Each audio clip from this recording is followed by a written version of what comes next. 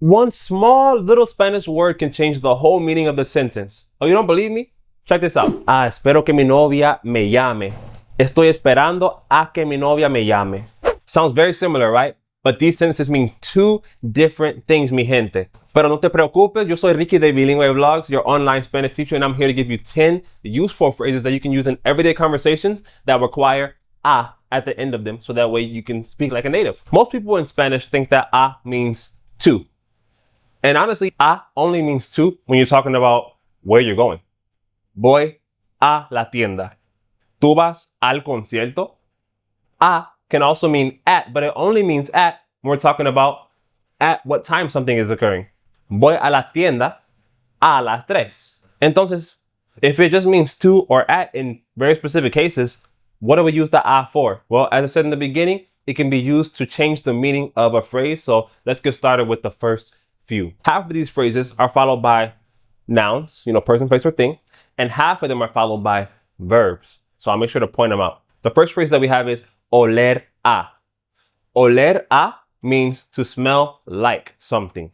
Oler is a stem changer. It goes from O to H-U-E, right? Now you probably want to say, huele como, blah, blah, blah. But no, en español, we don't say huele como. We say huele a. Por ejemplo, yo huelo a vainilla. I smell like vanilla. Mi novia huele a frutas.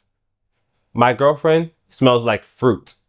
Imagine you're in Puerto Rico and you get invited to somebody's house and you're smelling, tú estás oliendo, and it smells really good. You could tell them, achó, pero qué rico huele aquí. Huele a pastelón. If I don't say, what do you smell like? I would say, ¿a qué tú hueles? ¿A qué tú hueles? Tell me in the comments, ¿a qué tú hueles? Next phrase is very similar. It's to taste like something. To taste like something is not sabe como.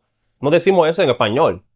Decimos sabe a. Por ejemplo, este smoothie, este batido, sabe a fresa. O este bizcocho sabe a banana. Okay, it tastes like banana. They have some new Dorito flavors out there. They have like a garlic parm flavor. And I told my girlfriend, esto no sabe a ajo y parmesano. For all these examples that we're given today, you shouldn't just be staring at the screen. You should be writing them down in your Spanish Like a Native planner and or commenting down below with some examples from your real life. If you're just watching, you're receiving, but you're not producing Spanish. And the lack of producing Spanish is why people don't speak Spanish like a native. You got to make it yourself. Just like if you can watch somebody drive, but that doesn't mean that you know how to drive. You got to drive the car yourself. Entonces, put it into practice, mi gente. This is me encouraging you to do so. The next phrase that we have is parecerse a. Parecerse a means to look like. To look like someone specifically. Not that it looks like it's going to rain. No, you have to look like a person. The a there is denoting that there's a person that we're going to be talking to, because there's something in Spanish called the personal a. When we talk about a person, that's not the subject, not the person doing the action, but the person that is not doing the action, we need an a before that person's name or title. Entonces, parecerse a. Por ejemplo, mi gente, I don't know if it's true or not, pero la gente me dice que yo me parezco a John Jones y me parezco a Jason Derulo. That's what they say. Yo no sé. Yo creo que yo me parezco a mi papá, pero eso es lo que me dicen. People also say que mi hermano se parece a Jamie Foxx. ¿A quién tú te pareces? Ponlo en los comentarios ahí abajo. Next one's really simple, really straightforward. But whenever I ask people how to say this in Spanish in my Spanish classes, they are lost. I thought it was common knowledge, but it's not. So I'm going to teach it to you right now. And it's entrar a. Now this one can be followed by a noun. It means to enter or to go into a place. Yo entré a la casa a las 12 de la mañana. Ella no quiere entrar a la tienda. It's pretty straightforward. Nothing fancy to say about that. The next one that we have can be followed by a noun or a verb. And this is ayudar a. Ayudar a. Por ejemplo, yo ayudé a mi mamá con su jardín. And once again, that's the personal a. I'm talking about a person after. So I have to say ayudé a mi mamá. I couldn't say ayudé mi mamá. No tiene sentido. Now let's put it with an action. Yo te ayudo a aprender español. Yo te ayudo a aprender español. Or in English, I'm helping you learn Spanish. Acostumbrarse a. Acostumbrarse a. Typically, it's used with the verb, but it can be used with the noun. Por ejemplo, noun. Me acostumbré a tu calor.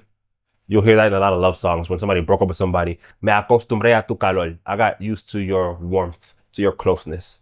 Pero me acostumbré a verte todos los días. I got used to seeing you every day.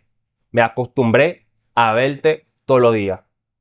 Okay? So it can be used with a noun or with a verb. It's a reflexive, so you gotta use me, te, se, nos, o se with those. With the ones that end with se, that should be taught, right? ¿A qué tú te acostumbraste? ¿A qué tú te acostumbraste? Next we have atreverse a. Atrévete, te, salte, petalte. Oh, mala mía. Pero sí, atreverse is to dare to do something. ¿Cómo te atreves a hacer eso? ¿Cómo te atreves a hacer eso? Or, no te atrevas a llamarme. No quiero hablar contigo, no quiero saber de ti. Tú sabes.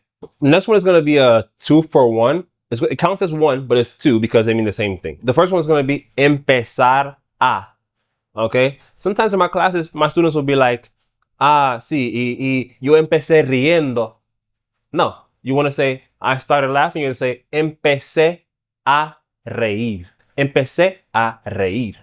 O cuando ella escucha la canción, empieza a llorar. Eso.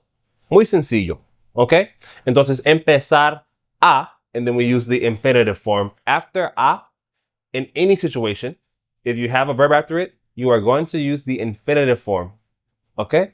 You're going to use the infinitive. You do not conjugate, and you do not use the ando or yendo form. That's a very common mistake that beginners make, and so I want to correct it for you right here, right now. Echarse a is the same thing, but it has more of a connotation that it's more for like sudden actions. Por ejemplo, en la clase el estudiante se echó a reír. Después de la pelea, el niño se echó a correr. Entonces, like he bursted out doing something. He suddenly did it.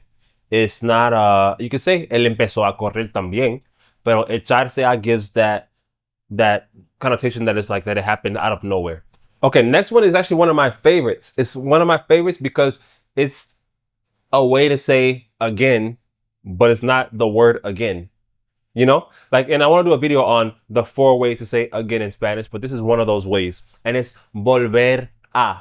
Volver a plus the infinitive, ¿verdad? No quiero volver a verte. I don't want to see you again. Como Selena says, no me vuelvas a llamar, tratando de explicar. Sí, no me vuelvas a llamar. Don't call me again, right? I'm never going to do that again. Nunca voy a volver a hacer eso.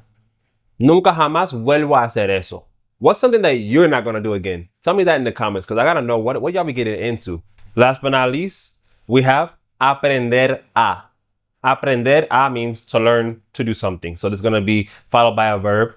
Entonces, por ejemplo, mi hermana quiere aprender a tocar la guitarra. Mi hermana quiere aprender a tocar la guitarra. Tú quieres aprender a hablar español con fluidez.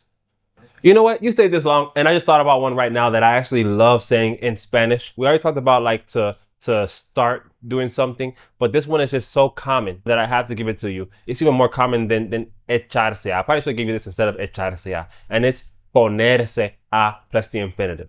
On my vision board, it says really bold, ponte a trabajar. It's like, get to work. Get to work. Start working. Ponerse a means to start doing something. Mi abuela se puso a cantar. My grandma started singing. Entonces, if you stayed this long, that's a bonus for you. Hopefully you found this video super, super helpful, mi gente. Mira, if you want to speak Spanish fluently and you need one-on-one lessons, I offer those. Click the link up there. We'd love to work with you to help you reach your Spanish speaking goals way faster than you would do it by yourself. Entonces, come see us. Pero if not, that's fine. Make sure you subscribe to the channel and follow along for more Spanish learning content, mi gente. Estamos aquí para ayudarte. Hasta aquí el video de mi gente y nos fuimos.